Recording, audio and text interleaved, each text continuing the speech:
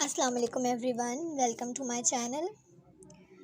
उम्मीद है कि आप लोग सब खैरियत से होंगे। तो आज का हमारा टॉपिक है कि हम आज एक्सप्लेन करेंगे rules of debit and credit, जिन पर हमारी पूरी अकाउंटिंग जो है वो बेस करती है कि हमें अगर rules of debit and credit याद है, फिंगर टिप्स पे हमारी होनी चाहिए ये हमें याद है, तो हमें अकाउंटिंग का जो है वो काफ़ी हिस्सा जो है वो अच्छे से समझ में आ जाएगा।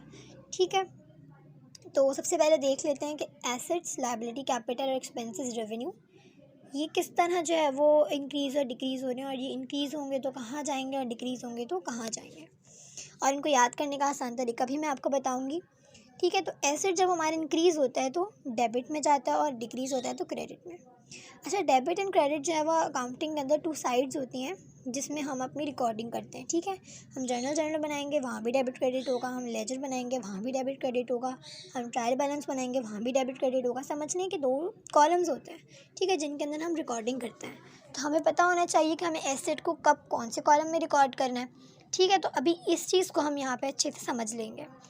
ठीक है, अगर हमारा एसेट इंक्रीज़ हो रहा है तो वो डेबिट साइड पे जाएगा, और डिक्रीज़ हो रहा है तो क्रेडिट साइड पे जाएगा।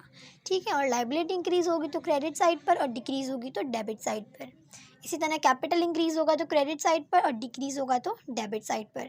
इस तरह एक्सपेंसेस हैं, डेबिट साइड पे इंक्रीज़ होंगे तो, और डिक्रीज़ होंगे तो क्रेडिट साइड पर। इस तरह रेवेन्यूज़ हैं, इंक्रीज़ हुए तो क्रेडिट साइड पर, और डिक्रीज़ होंगे तो डेबिट साइड पर। अच्छा, ये बहुत ज़्यादा जो है वो कॉम्प्लिकेटेड सा लगता है, क्योंकि जब बंदा फ़र्स्ट टाइम पढ़ता है तो समझ नहीं आ रहा होता कि हम इसे कैसे याद करें। तो इसको आसान तरीका याद करने का क्या है, एसेट और एक्सपेंस का आप एक पेयर बना लें। एसेट और एक्सपेंस जब भी इंक्रीज़ होंगे डेबिट में जाएंगे, और डिक्रीज़ होंगे तो क्रेडिट में जाएंगे। इस चीज़ को आप अच्छे से याद कर लें। और बाकी जो तीन है, लायबिलिटी, कैपिटल और रेवेन्यूज़, ये जब इंक्रीज़ होंगे तो क्रेडिट में, और डिक्रीज़ होंगे तो डेबिट में। बस समझा, आपको दो चीज़ें याद करनी होंगी, पाँचों का आपको अलग अलग याद करना नहीं पड़ेगा। तो इस तरीके से आपके लिए याद करना आसान हो जाएगा। ठीक है, अच्छा, डेबिट को हम इन शॉर्ट DR भी लिखते हैं, और क्रेडिट को हम CR भी लिखते हैं।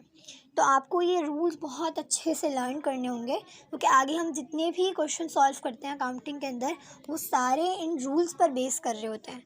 अगर आपके रूल्स अच्छे से नहीं याद होंगे तो आप ना जर्नल बना सकते हैं, ना लेजर बना सकते हैं, ट्रायल बैलेंस भी नहीं बना सकते। ठीक है, तो आपको ये चीज़ बहुत अच्छे से क्लियर होनी चाहिए कि हमारे rules of debit and credit क्या है, कौन सा अकाउंट कब डेबिट में जाएगा, कब क्रेडिट में जाएगा। ठीक है, तो मुझे उम्मीद है कि आपको ये चीज़ अच्छे से क्लियर हो गई होगी, और इसको याद करने का आसान तरीका भी समझ में आ गया होगा। वीडियो अच्छी लगे तो चैनल को लाइक सब्सक्राइब कीजिएगा, और मुझे कमेंट में बताइएगा कि आपने जो है वो इस वीडियो से क्या सीखा, और आपको ये वीडियो कैसा लगा। Thank you.